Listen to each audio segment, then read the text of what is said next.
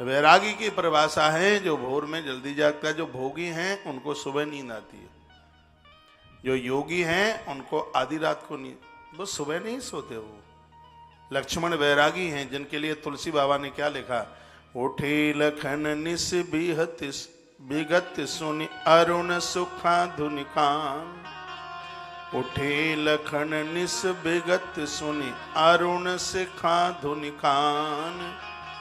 गुरु से पहले जगत पति जागे राम सुजान।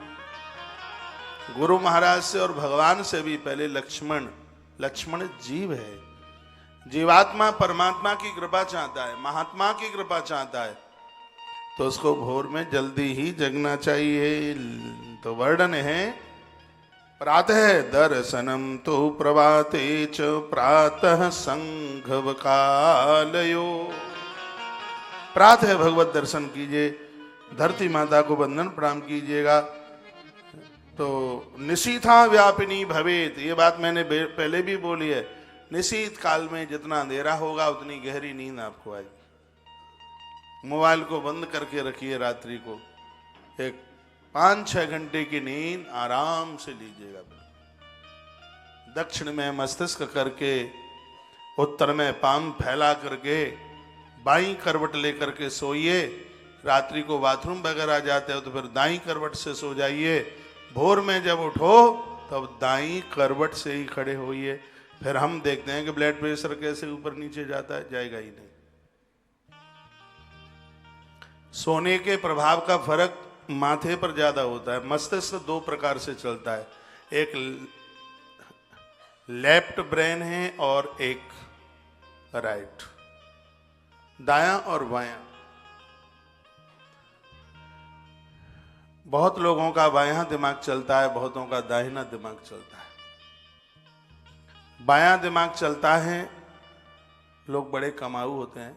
हनुमान जी के दर्शन करने को भी जाएंगे तो भीड़ देख करके कहेंगे, अरे भाई उस काम में तो आजकल फायदा नहीं है, क्यों नहीं मिठाई की दुकान यहीं कोई किराए पे मिल जाए, शनिवार मंगलवार को लडुआ बहुत बिकता है। जिसका लेफ्ट चलेगा वो सब जगह कमाऊ कमाऊ देखेगा। मेरे पास बहुत लोग आते हैं, कहते हैं महाराज जी आपकी वीडियो कैसेट वैसेट फोटो फाटो ये सब आप हमें बोल दो ना, ये सब हम कर लेंगे। सॉल पर सर्दी आ गई है, सॉल पर आपकी फोटो छपवा देंगे। मैंने कहा क्या करोगे? हम अपनी सेल दुकान लगा लेंगे। मैंने कहा आपकी तो इतनी बड़ी फैक्ट्री है, इतना काम चलता है, आप क्या करोगे? कहा नौकर बैठा देंगे ना, पैसा क्या बुरा लगता है। वो जहां जाएंगे वहां वो उनका लेफ्ट चलता है, बायां दिमाग। बायां दिमाग वाले तो मिट्टी उठा के सोना बना देते हैं, जिनका बायां चलता है। और याद रखिएगा, ऐसा पैसा 48 दोस्त भी लेके आ जाएगा। शराबी बना देगा, जुआरी बना देगा, कबाड़ी बना देगा, और बहुत दोस्त लेके आ जाएगा। एक है राइट, दायां दिमाग। जिनका दाहिना दिमाग चलता है ऐसे लोग भजनानंदी होते हैं, उदार। उनके दरवाजे से कोई भूखा नहीं जा सकता। कोई उनसे मांगने को आवे वो कभी किसी को मना नहीं कर सकते। जिनका दाहिना दिमाग चलता है वो बहुत ज्यादा उदार प्रवृत्ति के होते हैं। किसी के दुख को देकर के रो पड़ेंगे, वो किसी का कष्ट सहन ही नहीं कर सकते, जिनका दाहिना दिमाग चलता है।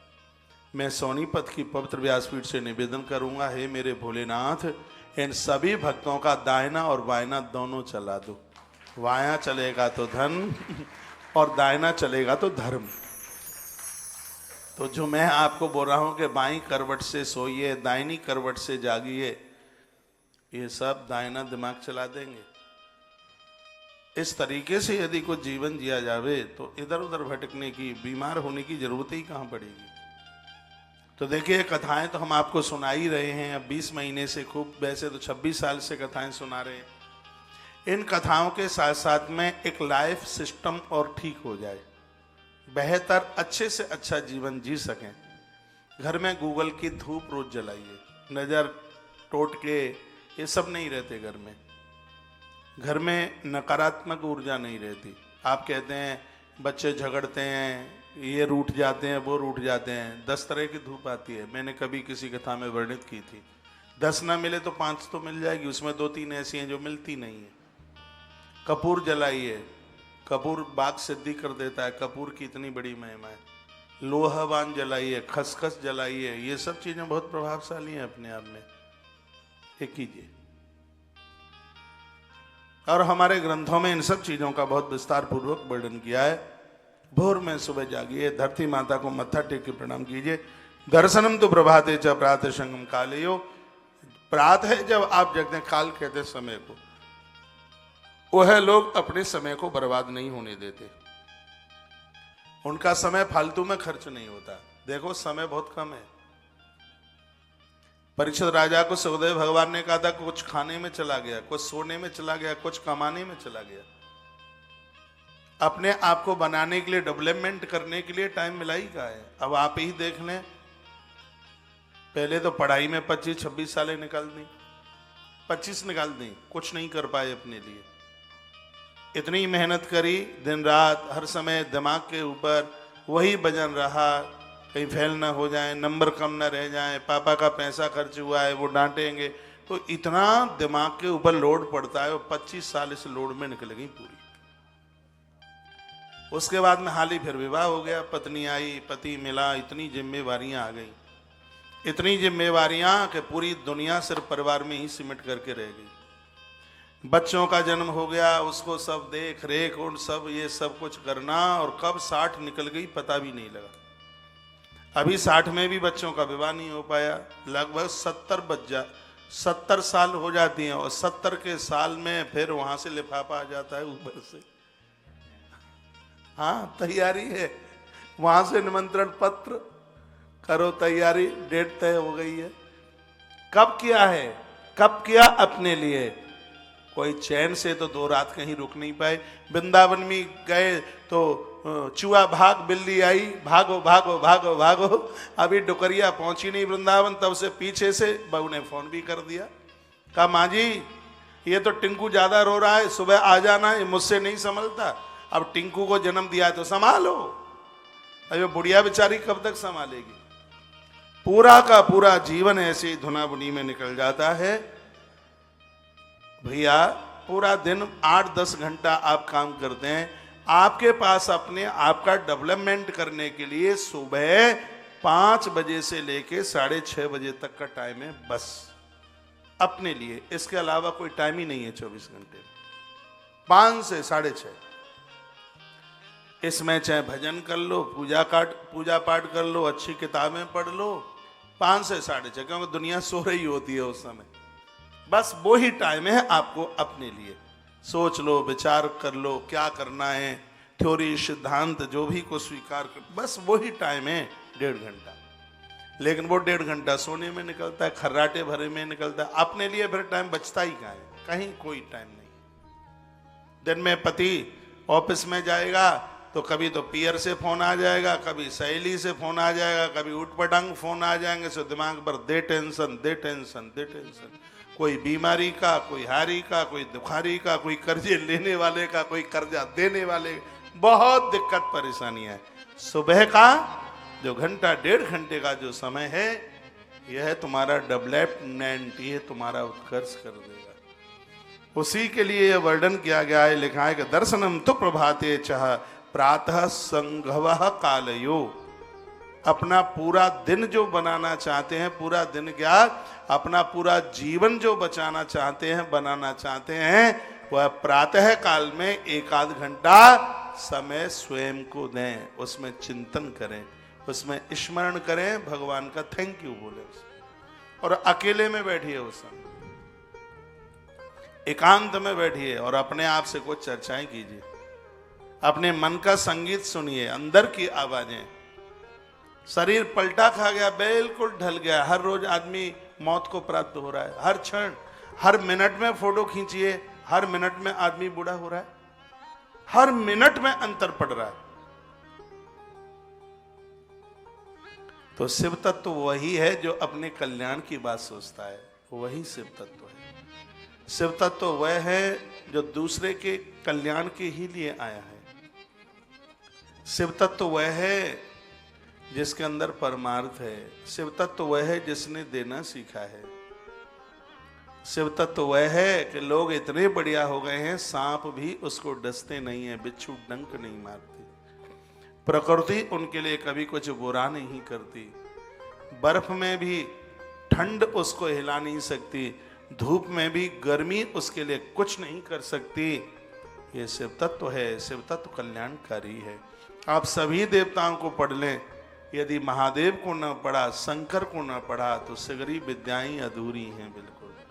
ये सत्यम शिवम सुंदरम, ये जितने भी ग्रंथ हैं, उपनिषद हैं, वेद हैं, संपूर्ण ग्रंथों का सार सिर्फ 3 बातों में है, सत्यम शिवम सुंदरम, 3 के अलावा कुछ नहीं। और ये 3 शब्द भगवान महादेव के हाथ से लिखे गए। ग्रंथों का सार सत्यम, धर्म की तरफ चलो, शिवम कल्याण की तरफ चलो, सुंदरम भक्ति की तरफ चलो, भक्ति को स्वीकार करो, असत्य की तरफ नहीं। असतो मां सदगमय, तमसो मां ज्योतिर्गमय, मृत्युर्मा अमृतगमय। ये 3 सूत्र हैं हमारे उपनिषदों के। हे परमात्मा, हमें असत्य से सत्य की ओर लेके चलो, हमें अंधकार से प्रकाश की ओर लेकर के चलो। उन लोगों का पतन हो रहा है जो अंधकार के दलदल में पड़े, उन्होंने यही सत्य समझ लिया, पति पत्नी। इस धरती पर पति और पत्नी में इतना स्नेह प्रेम, लैला मजनू की तरह एक दूसरे को छोड़ते नहीं थे, रोते थे एक दूसरे के लिए, लेकिन काल का घंटा बजा तो पता नहीं कौन किससे पहले चला गया, आंख में आंसुओं के अलावा कुछ बचा ही नहीं। ऐसी ऐसी घटनाएं घट गई। संसार में सिर्फ अपने कर्तव्यों को पूरा कीजिए, पत्नी के संग जो कर्तव्य है उन्हें पूरा करो, पति के साथ जो कर्तव्य है वो पूरा करो। नाले का कीड़ा बन करके जिंदगी मत जियो, संसार से थोड़ा बाहर चल करके आइए, अपने आप को पहचानिए, आप कौन है। आपने सिर्फ अपने आप को हाड़ मांस का लोथड़ा मान लिया है, किसी का बेटा, किसी की बेटी, किसी का पुत्र पत्नी, बस यहीं तक सिकुड़ करके रह गए हो। लेकिन गीता पढ़िए, ममई वांसो जीव लोके जीव भूता सनातना, हम उस अंशी के एक अंश हैं। अपने आप को पहचाने, थोड़ा अपना भी उत्कर्ष करें। पूज्येद उपचारस्य मत पदम सुलभम भवेत, क्या कमाल कर दिया।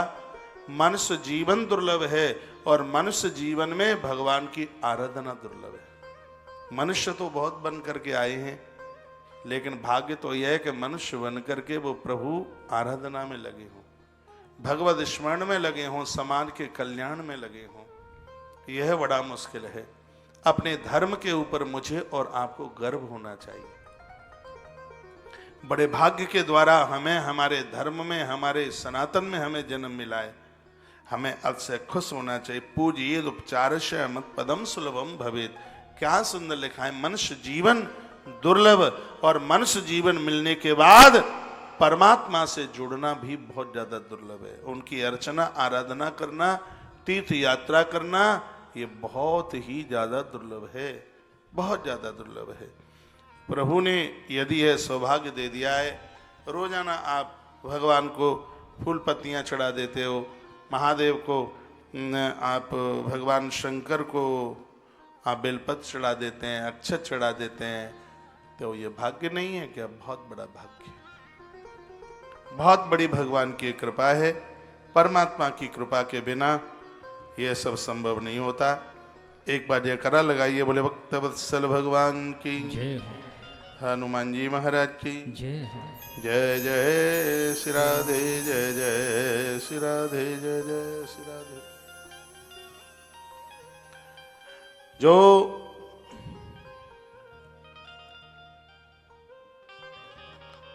50 साल के नीचे के लोग हैं, चाहे स्त्री हो चाहे पुरुष, और 1.5 महीना 1 साल में 45 दिन तीर्थों के लिए निकाले, परिवार के लिए 10.5 महीना, इससे ज्यादा नहीं। 45 दिन तीर्थ यात्रा के लिए, कभी कहीं कभी कहीं कभी कहीं कभी कहीं कभी कहीं 45 दिन। और जो 50 के ऊपर के हैं, गवर्नमेंट ने 10 और कर दिया, 60 मान लो। जो 60 के नीचे के हैं वो 1.5 महीना तीर्थ में निकाले, और जो 60 के ऊपर के हैं वो 10.5 महीना तीर्थों में निकाले, उनके लिए 1.5 महीना घर में बस।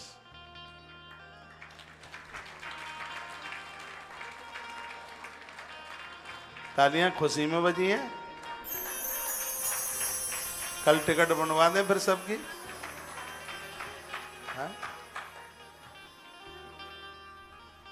इन पन्नों में ये बात लिखिए। 50 के बाद गणित का शब्द बदल जाता है। 51, घर में बहुत रह लिए, अब आजा बन, अब बन में। तो कलयुग में 10 साल और बढ़ा दिए हैं, 50 की 60 हो गई है, लेकिन 60 सो पाठा। अब तो 60 में तो पहलवान बन रहे हैं भैया। पहले तो कुछ करा धरा नहीं, अब आकाश से तारे तोड़ करके लाना चाहते हैं 60 में। 60 में कहेंगे महाराज जी एक परचूनी की दुकान खोलेंगे। हमने कहा पहले क्या करते रहे? पहले तो बस ताश खेलने से ही फुर्सत नहीं मिली। पहले ताश खेले, अब 60 में पाठा बनेंगे, पहलवान बनेंगे। अब 60 के नीचे वाले 1.5 महीना तीर्थों में, और 60 के ऊपर वाले 10.5 महीने तीर्थों में। 60 साल तक तो घर की जिम्मेवारियों से पूरा हो जाओ बिल्कुल। उम्र घटती हुई जा रही है, खान पान इतना बिगड़ चुका है, आने वाले समय में तो 60 को पकड़ना मुश्किल हो जाएगा। 35 साल में तो घुटने दुखेंगे, और दुख भी रहे। कल की बहनें कुछ समय पहले बिल्कुल छोटी थी, बटुलिया सी, घुटने पे हाथ रख के चलती। हमने कहा जी जी क्या हुआ है? हमारा जी बड़ी तकलीफ है, बहुत ज्यादा, बहुत दुख है, बहुत दर्द है। ऐसा सब गड़बड़ कर लिया है। तीर्थों में जाइए, जितने भी यहाँ शंकर के पुजारी हैं, साल में एक बार महादेव के जो तीर्थ हैं वहाँ उज्जैन जाइए, काशी जाइए, केदार जाइए, रामेश्वरम जाइए, 4 धाम की यात्रा कीजिए। सतयुग का तीर्थ बद्रीनाथ है, त्रेता का युग रामेश्वरम है, द्वारका का युग द्वारकापुरी है, और कलयुग का जो तीर्थ है वह है श्री जगन्नाथपुरी है। चारों युगों के 4 तीर्थ हैं। सब जगह जाना, कुरुक्षेत्र जरूर जाना। हाँ, जब वृंदावन की इतनी महिमा, अयोध्या की उतनी महिमा नहीं थी, सतयुग काल से कुरुक्षेत्र की बड़ी महिमा रही है। जैसे आज लोग वृंदावन की तरफ जाते हैं, पहले किसी काल में लोग कुरुक्षेत्र जाते थे। वो बड़ी पुण्यमयी भूमि है। जानकर अनजानकर कैसे भी व्यक्ति कुरुक्षेत्र में मौत को प्राप्त होता है, उसको मुक्ति मिलती है। इसी बात को तो सोच करके महाभारत का युद्ध कुरुक्षेत्र में हुआ था।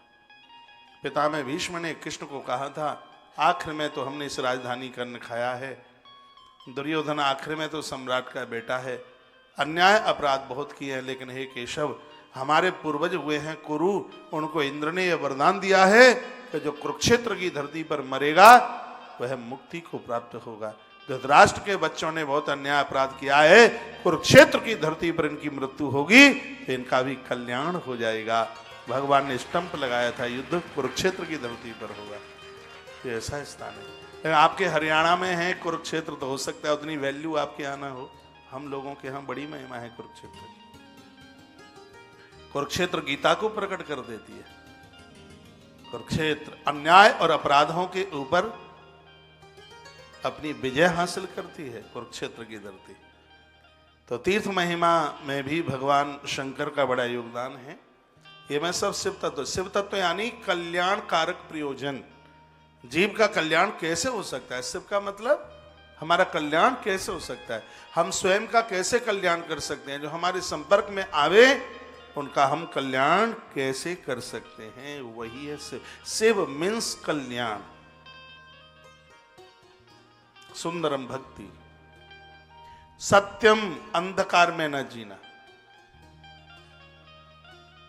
असत में न जीना, सत्य की तरफ चलना। अंधकार मोह से अलग हो जाना ही सत्य है। मोह, धृतराष्ट्र मोह को ही तो नहीं त्याग पाया।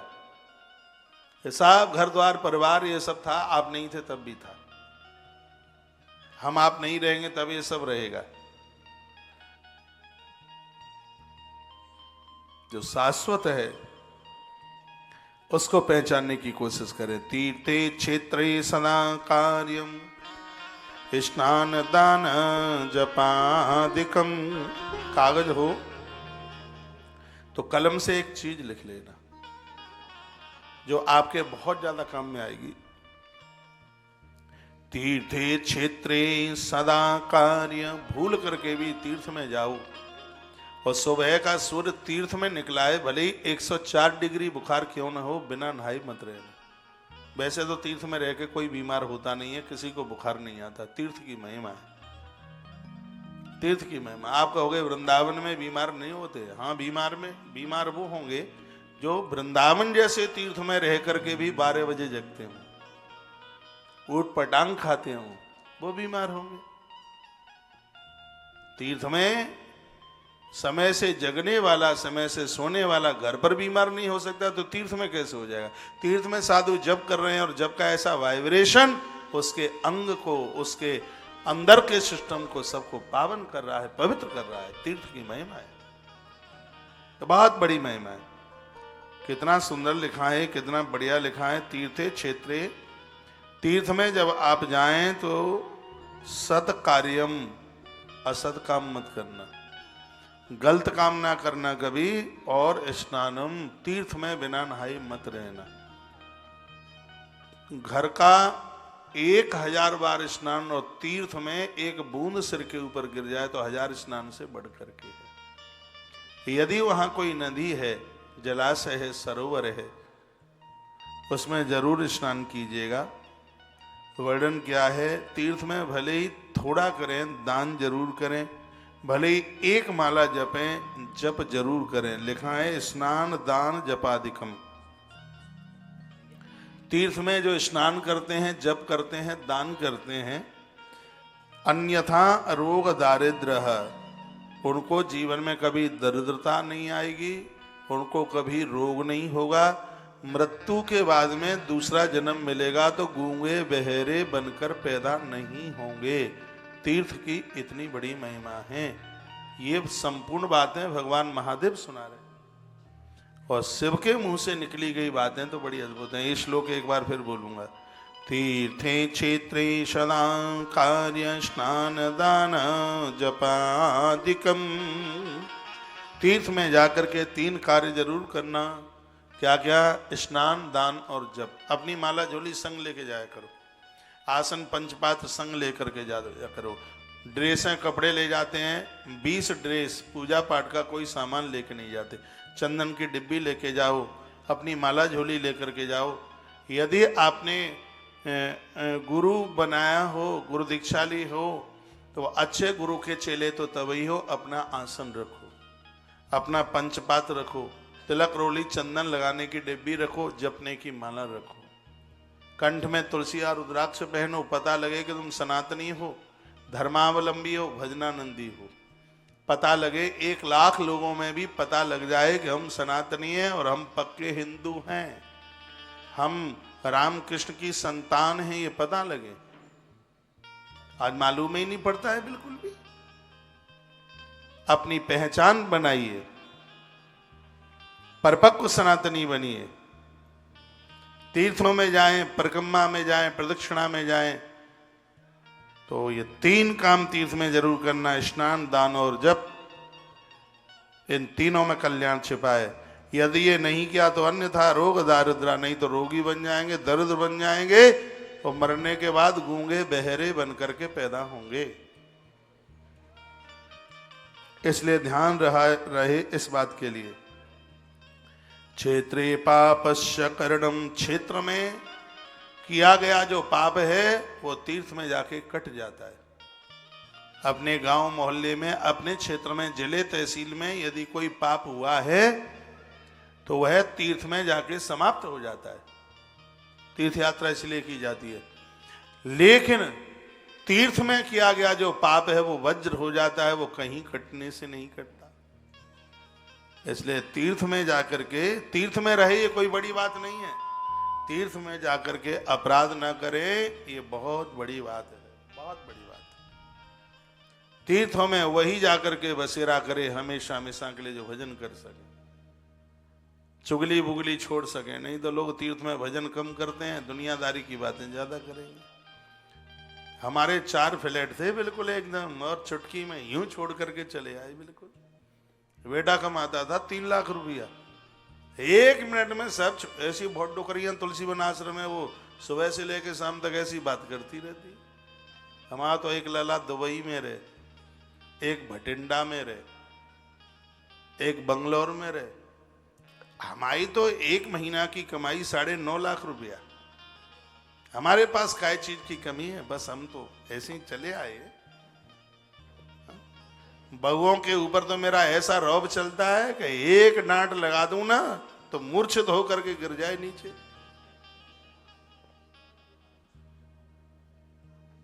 नहीं, ऐसा मत कीजिए। ततृष्णान उपासेन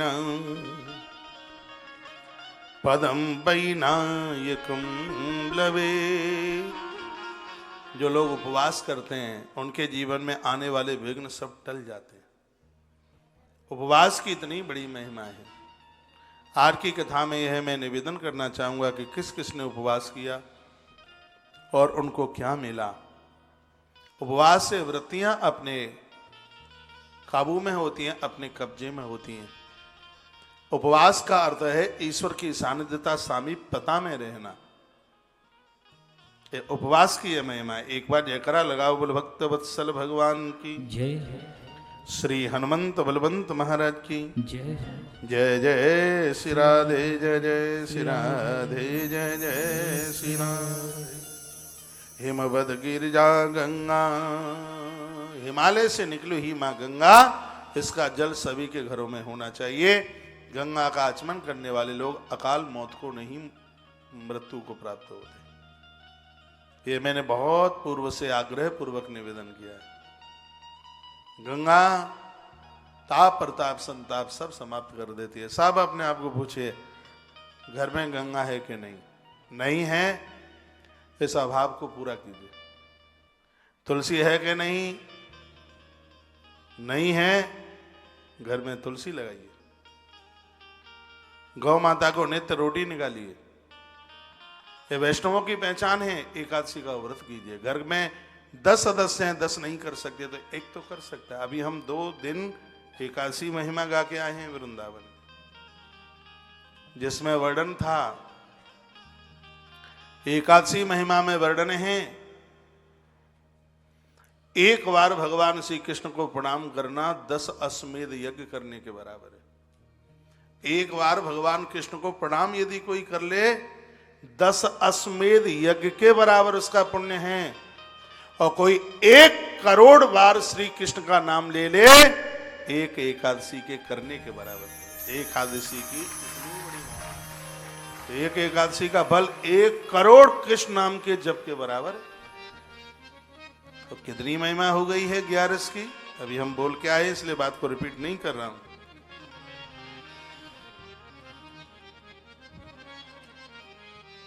तो ये जरूर कीजिएगा। हिमवद गिरिजा गंगाम पुण्यम सतमुखा नदी। गंगा मैया के 100 मुख हैं और बहुत पुण्य देने वाली है गंगा। सिर ने, अब शंकर ने इसलिए तो अपने सिर के ऊपर रख लिया है, नाम गंगाधर हो गया। कोई तो बात है जो अपनी जटाओं में गंगा को रखता है। जो शिव की जटाओं में गंगा है, अपने बच्चों को भी आदत डालिए गंगा का आचमन करने के लिए। विदेशी लोग गंगा के आचमन के लिए तरसते हैं। मेरे पास बहुत फोन आते हैं, काफी लोग जुड़े हैं आश्रम से प्रदेश के।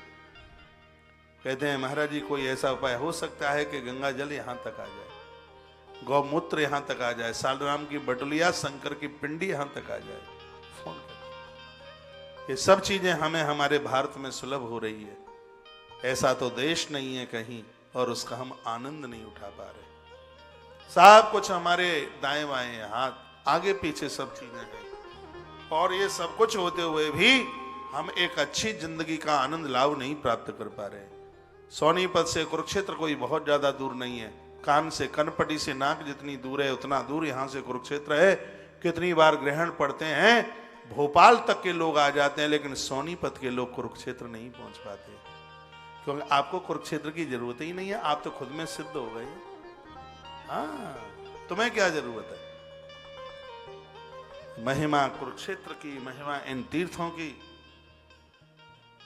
अद्भुत महिमा है। सबके घर में गंगा का आचमन होना चाहिए, यही शिव तत्व। शिव ने जिन जिन चीजों को स्वीकारा उन चीजों को हम और आप स्वीकार करें। लोग कहेंगे कि शंकर ने तो भांग को स्वीकारा है, ये तो भंगेड़ियों ने बना दिया। शंकर कोई भांग नहीं पीते, भैरव बाबा कोई शराब नहीं पीते, दुर्गा मैया कोई बकरा मुर्गा नहीं खाती। ये तो हमारे धर्म को खोखला करने के लिए उन लोगों की चाल थी। कैसे भी सनातन से लोग इधर उधर भागे, कटे, धर्म कमजोर हो, इसलिए सब कुछ हुआ। मैंने नहीं पढ़ा कहीं कि भैरवनाथ शराब पीते हैं, मैंने तो बहुत ग्रंथ पढ़ ली।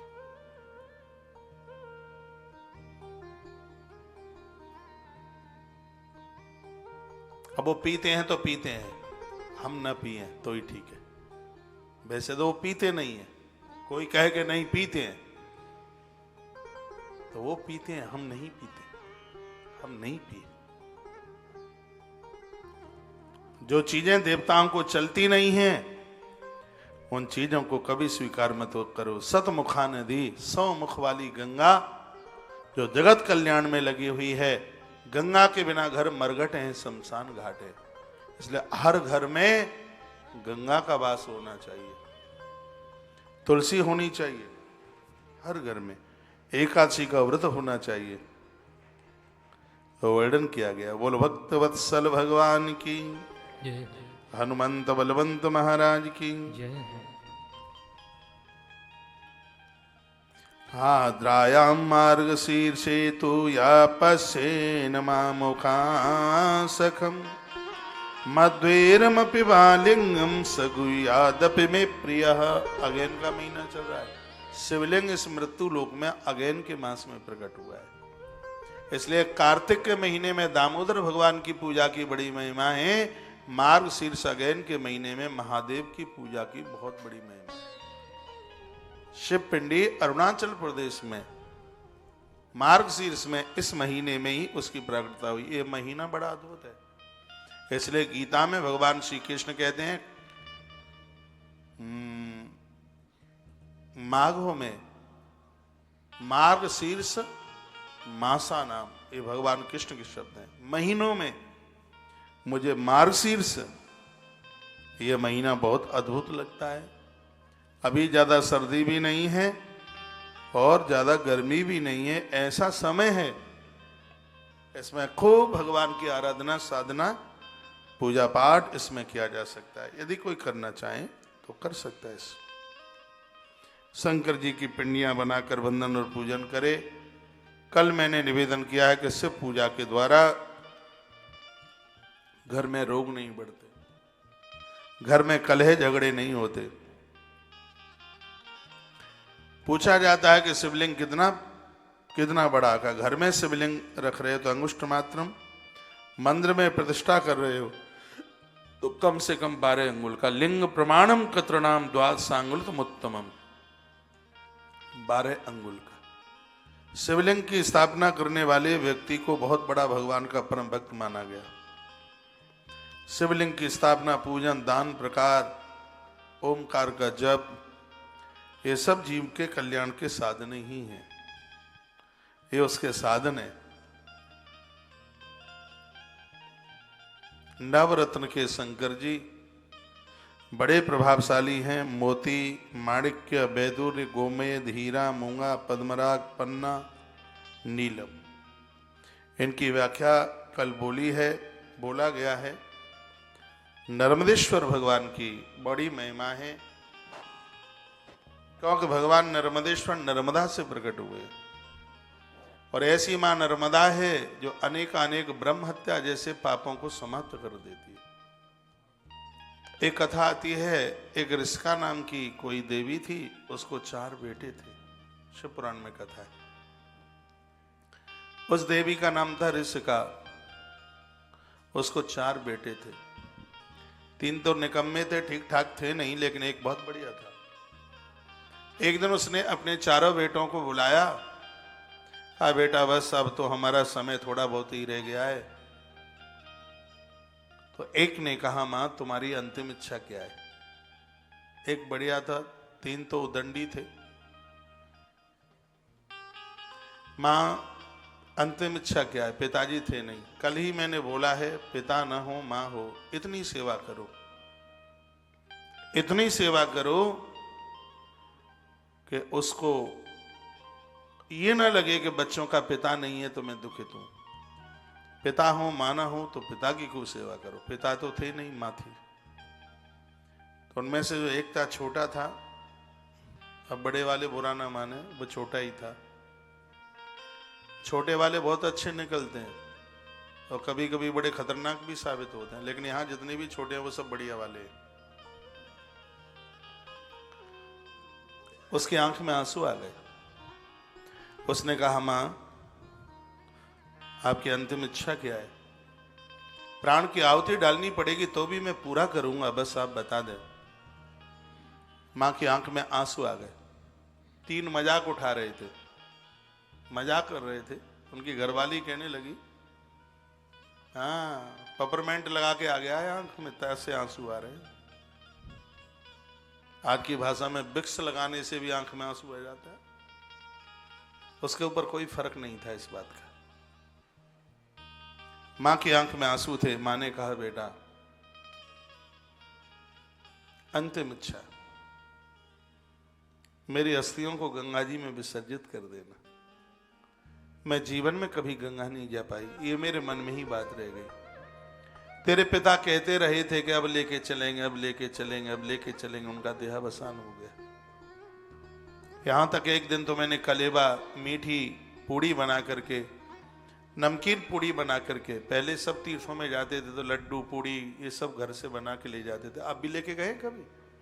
हाँ, घर से बना करके लेके जाते थे। उस टाइम में जब बाजार में जलेबी नहीं मिलती थी, समोसा मिलता नहीं था, तब अन्न को बेचना ठीक माना नहीं जाता था, तब की बात है। कहा, बेटा मैंने सब भोज्य सामग्रियां बना करके तैयार कर ली थी, इतने में तुम्हारे पिता का देहावसान हो गया, वो दुनिया छोड़ के चले गए। मेरे मन में ही रह गई, बेटा मैं गंगा दर्शन नहीं कर पाई। मन की इच्छा थी, अब मन की इच्छा यह है कि मृत्यु के तत्पश्चात पुत्र मेरी अस्थियों को गंगा में विसर्जित कर देना। से महापुराण में लिखा है कि गंगा जी में जब तक हड्डियां रहती हैं तब तक जीव सूक्ष्म शरीर से भगवान के चरणों में रहता है। महादेव अति प्रसन्न होते हैं। एक पुत्र की जरूरत इसलिए होती है क्योंकि वो माता पिता की अस्थियों को गंगा में विसर्जित करे। माँ ने ऐसा अपने पुत्र को बोला, रिस्का नहीं। हुआ यह कि कुछ ही दिनों के बाद में उस बेचारी की मृत्यु हो गई। उसका अंतिम संस्कार किया गया। 3 दिन बाद उसके फूल चुने गए। उसने कलश तैयार किया और उसमें मां की विसर्जित होने वाली अस्थियों को रखा, लेकर के चल पड़ा। पैदल का रास्ता था, 3 दिन चला। एक गांव से निकला, कोई ब्राह्मण का घर दिखाई दिया।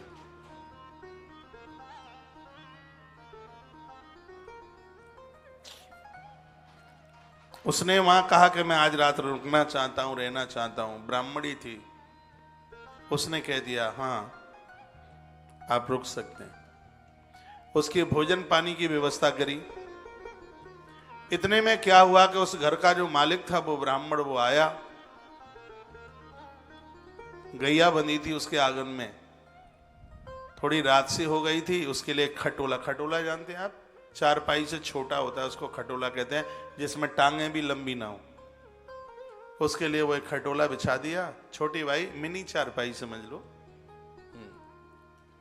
तो इतने में वो ब्राह्मण आया।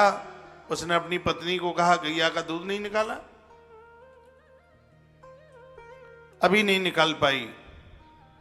उसने जैसे उस बछड़े को छोड़ा तो बछड़ा गाय के नीचे जा नहीं रहा था। क्यों? घंटे पहले, 1.5-2 घंटे पहले बछड़ा गैया का दूध पी चुका था। कभी भी आप देख लेना, बछड़ा ने यदि दूध पी लिया है तो वो उसके थन की तरफ जाता नहीं है।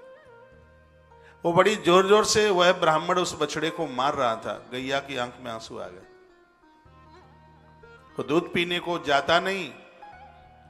उसने आखिर में उसको बांध दिया। खूब उसने बछड़े की पिटाई करी। ब्राह्मण वह अपने काम में लग गया।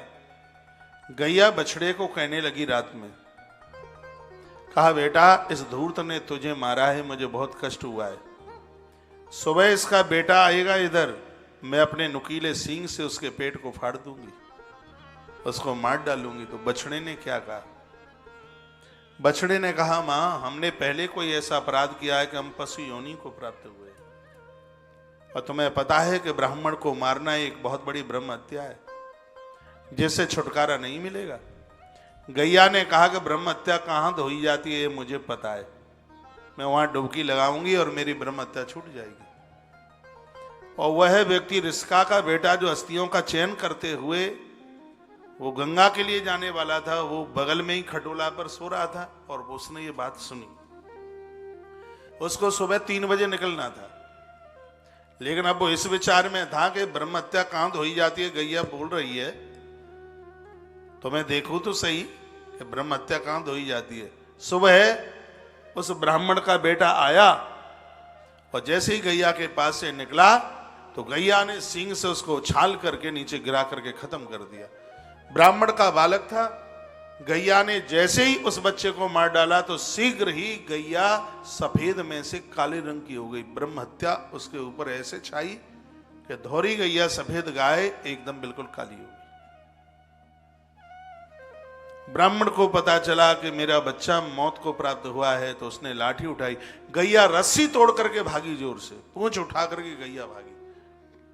आगे गाय और पीछे पीछे वह रिस्का माता का बेटा अस्थि संचय का कलश सिर के ऊपर रख करके जो पीछे पीछे जा रहे।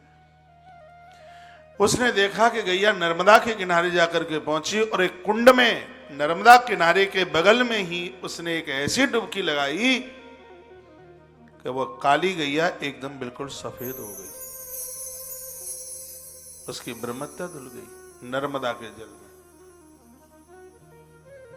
प्रणाम किया नर्मदा को, उस रिस्का माता के पुत्र ने उसे प्रणाम किया, नर्मदा का पूजन किया और उसके तत्पश्चात जैसे ही वो वहां से चलने लगा उसी समय नर्मदा के जल में से आवाज आई, कहा पुत्र कहां जा रहे हो? अरे रिस्का के पुत्र, तुम्हारी मां बहुत बड़ी भक्तानी रही है, माता नर्मदा का उसने बहुत पूजन किया है, वंदन किया है, तुम कहां जा रहे हो?